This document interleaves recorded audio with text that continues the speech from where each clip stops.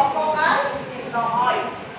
গতিকে বহুতে কি হৈছে এই ভেকচিনটো সম্বন্ধে উৰা বাতৰি প্ৰচাৰ কৰিছে। কিছুমান মানে স্বাৰ্থলোভী লোকে উৰা বাতৰি প্ৰচাৰ কৰিছে যে এই ভেকচিনটো ল'লে অপকাৰ হয়, মাহেকীয়া বন্ধ হয়, কোনোবা শকত হয়, কোনোবা ক্ষীণ হয়, কোনোবা বেলেগ বেলেগ বেমাৰ হয়, হাৰ্টৰ বেমাৰ হয়, কিবা হয়। মোলৈকেও বহুত এনেকুৱা গুণ আহিছে আমাৰ গাৰ্জেনৰ ফালৰ পৰা।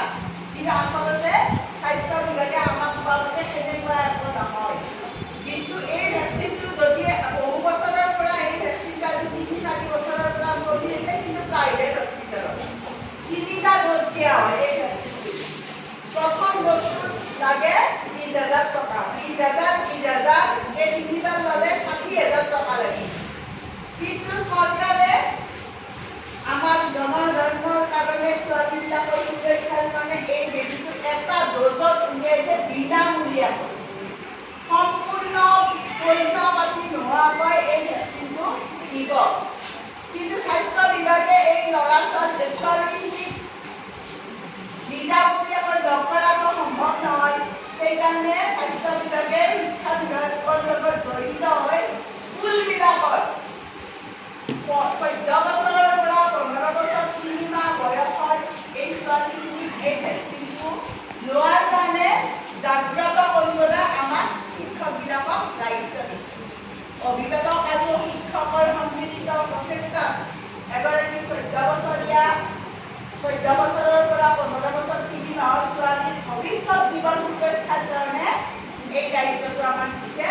আৰু সেইকাৰণে আজি আপোনালোকক আমি ইয়ালৈ মাতিছোঁ। এই ভেকচিনটোৰ কোনো পাৰ্শ্বক্ৰিয়া নাই, অৰ্থাৎ ছাইড এফেক্ট, কোনো ধৰণৰ ছাইড এফেক্ট নাই। বহুতে ক'ভিড ভেকচিন লৈ ছাইড এফেক্ট থকা বুলি কৈছে, সেইটো আমি বহুত তথ্য পাইছোঁ, এইবিলাকৰ মিছা। গতিকে এইবিলাকতো যদি কিবা বেলেগ বেমাৰ আছে, এই বেজীটো লোৱাৰ পিছত তেওঁৰ কিবা হয়, সেইটো এই বেলেগ বেমাৰটোহে হ'ব, এই ভেকচিনটো নহয়। এই ভেকচিনটো সম্পূৰ্ণ সুৰক্ষিত আৰু এই ভেকচিনটো ল'লে ছোৱালীজনীৰ ভৱিষ্যত জীৱন সুৰক্ষিত হ'ব। এই ভেকচিনটো ল'লে ভৱিষ্যত জীৱনটো ছোৱালীজনীৰ সুৰক্ষিত হ'ব।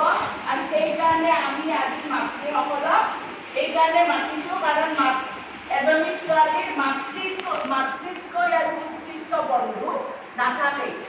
মাতৃটোহে ছোৱালীজনীৰ সকলো কথা বুজি পায়। আৰু সেইকাৰণে মাতৃসকলক মাতি আমি মাতৃসকলে যাতে আনৰ কথা নুশুনি এই ভেকচিনটো লোৱাৰ পৰা আঁতৰি নাথাকে, ভয় নাখায়, তাৰ কাৰণে মাতৃসকলক এই কথাখিনি ক'বলৈ, এই কথাখিনি জনাবলৈ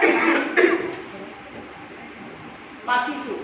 এই ভেকচিনটো আমাৰ বহুত দূৰলৈ যাব লাগিব, স্কুলতো দিয়া নহয়, সম্পূৰ্ণ সুৰক্ষিত অৱস্থাত মেডিকেল চেণ্টাৰবিলাকত দিয়া হ'ব। আমাৰ ওচৰত ৰেড ক্ৰছ চেণ্টাৰ আছে, শ্বহীদ মুকুন্দ কাকতি হস্পিটেল আছে, বৰভাগত